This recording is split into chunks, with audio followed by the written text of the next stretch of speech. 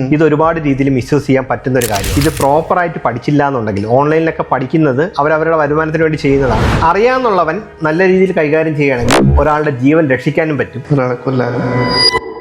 ഓൺലൈനായിട്ട് കോഴ്സുകൾ പഠിക്കാം, ഹിപ്നോട്ടിസം പഠിക്കാം എന്നൊക്കെ പറഞ്ഞിട്ട് കോഴ്സുകൾ കാണാറുണ്ട്. ഇപ്പോൾ ഫേസ്ബുക്കിലാണ്, നമുക്കിപ്പോൾ സോഷ്യൽ മീഡിയ ആണല്ലോ എല്ലാം, ഗുരു എന്നൊക്കെ പറയുമ്പോൾ. അപ്പോൾ അത്തരം കോഴ്സുകൾ ശരിക്കും പറഞ്ഞാൽ ജെന്യൂൻ ആണോ? കോഴ്സ് ജെന്യൂൻ ആണോ എന്ന് വെച്ച് കഴിഞ്ഞാൽ കോഴ്സുകൾ ഹിപ്നോട്ടിസത്തിൻ്റെയും മെന്റലിസത്തിൻ്റെ ഒക്കെ ഞാനും നടത്തുന്നുണ്ട്. മെന്റലിസത്തിൻ്റെ കോഴ്സ് ഞാൻ ഓൺലൈനായിട്ടും ഓഫ്ലൈനായിട്ടും ഒക്കെ ഞാൻ മെന്റലിസവും കാര്യങ്ങളൊക്കെ പഠിപ്പിക്കുന്നുണ്ട്. പക്ഷെ ഒരിക്കലും ഹിപ്നോട്ടിസം ഞാൻ പഠിപ്പിക്കത്തില്ല. ഹിപ്നോട്ടിസം പഠിക്കണമെന്ന് എൻ്റെ അടുത്ത് വന്ന് ചോദിക്കുന്ന ആളുകളുടെ അടുത്ത് പോലും ഞാൻ അവരെ ഒന്ന് അനലൈസ് ചെയ്ത് അവരുടെ ഇൻറ്റൻഷൻസ് നല്ലതാണെന്ന് മനസ്സിലാക്കിയതിന് ശേഷം മാത്രമേ ഞാൻ ഹിപ്നോട്ടിസം പഠിപ്പിക്കാറുള്ളൂ. ഇത് ഒരുപാട് രീതിയിൽ മിസ്യൂസ് ചെയ്യാൻ പറ്റുന്ന ഒരു കാര്യമാണ്. പിന്നെ ഇത് പ്രോപ്പറായിട്ട് പഠിച്ചില്ല എന്നുണ്ടെങ്കിൽ ഓൺലൈനിലൊക്കെ പഠിക്കുന്നത്, ഞാൻ ഓൺലൈൻ കോഴ്സ് നടത്തുന്നവരെ കുറ്റം പറയുന്നതല്ല, അവരവരുടെ വരുമാനത്തിന് വേണ്ടി ചെയ്യുന്നതാണ്. പക്ഷേ ഓൺലൈൻ കോഴ്സിനൊക്കെ ഹിപ്നോട്ടിസം പഠിച്ച് സർട്ടിഫൈഡ് ആവുന്നതിനോടോ അതല്ലെങ്കിൽ ഓൺലൈനിൽ ഹിപ്നോട്ടിസം പഠിച്ചതിന് ശേഷം അത് പ്രോപ്പറായിട്ടല്ല പ്രാക്ടീസ് ചെയ്യുന്നതെങ്കിൽ ഒരുപാട് കോംപ്ലിക്കേഷൻസ് ചെയ്യുന്ന സബ്ജക്റ്റിനുണ്ട്. മൈൻഡ് ഗെയിമാണ് നമ്മൾ ചെയ്യുന്നത്. മൈൻഡ് ഗെയിം, അതായത് ഞാൻ എൻ്റെ ഒരു പെർസ്പെക്റ്റീവിലുള്ള ഒരു ഡെഫിനിഷനാണ്.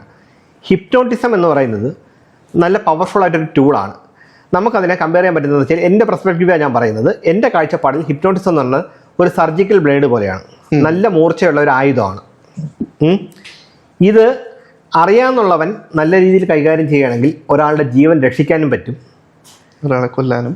അറിയാത്തവൻ ഈ പറഞ്ഞ പോലെ പകുതി പഠിച്ചിട്ടോ അല്ലെങ്കിൽ ഈ പറഞ്ഞ പോലെ ഒരാൾ സർജറി ഓൺലൈനിൽ കണ്ടിട്ട് പഠിച്ച് ചെയ്യുന്ന ഒന്ന് ആലോചിച്ച് നോക്കി. യൂട്യൂബ് പ്രസവങ്ങളൊക്കെ നമ്മൾ കണ്ടിട്ടില്ലേ? ഹോസ്പിറ്റലിൽ പോകാത്ത ആൾ സർജറി ചെയ്യൂ? ഇല്ല, തീർച്ചയായും. ഒരു സർജിക്കൽ ബ്ലേഡ് എടുത്ത് നമ്മൾ കട്ട് ചെയ്യുമ്പോൾ അത് ഒന്ന് സ്ലിപ്പായി ആർട്ടറിയിലോ അല്ലെങ്കിൽ വേറെ ഏതെങ്കിലും ഭാഗത്ത് കൊണ്ട് വൈറ്റലായിട്ടുള്ള ഒരു മുറിവുണ്ടായി ജീവൻ നഷ്ടപ്പെടാൻ വരെ സാധ്യതയുണ്ട്. ഇതുപോലെ ഒരു പവർഫുൾ ടൂളാണ് ഹിപ്നോട്ടിസം എന്ന്. ഒരു എക്സ്പേർട്ട് ആയിട്ടുള്ള ഒരു ഹിപ്നോട്ടിസ്റ്റിന് അല്ലെങ്കിൽ ഒരു ഹിപ്നോ തെറാപ്പിസ്റ്റിന് ഒരാളുടെ ലൈഫിൽ ഒരുപാട് പോസിറ്റീവായിട്ടുള്ള കാര്യങ്ങൾ ചെയ്യാനും ഒരു ആളുടെ ലൈഫിൽ ഒരുപാട് ചേഞ്ചസ് ഉണ്ടാക്കാനും ഇമോഷണലി ആണെങ്കിലും മെൻ്റലി ആണെങ്കിലും ഒരുപാട് ഹാപ്പി ആക്കാനും പറ്റുന്നൊരു ടൂളാണ് ഹിപ്നോട്ടിസം. അതേസമയത്ത് അറിയാത്ത ഒരാളെടുത്ത് അത് കൈകാര്യം ചെയ്തു കഴിഞ്ഞാൽ അതിൽ ഒരുപാട് നെഗറ്റീവ് ഇമ്പാക്റ്റ് ഉണ്ടാകും. ഒരുപാട് നെഗറ്റീവ് ഇമ്പാക്റ്റ് എന്ന് വെച്ച് കഴിഞ്ഞാൽ നമ്മൾ വിചാരിക്കുന്നതിനേക്കാൾ അപ്പുറത്ത് ഉള്ള നെഗറ്റീവ് ഇമ്പാക്റ്റ് ഉണ്ടാവും.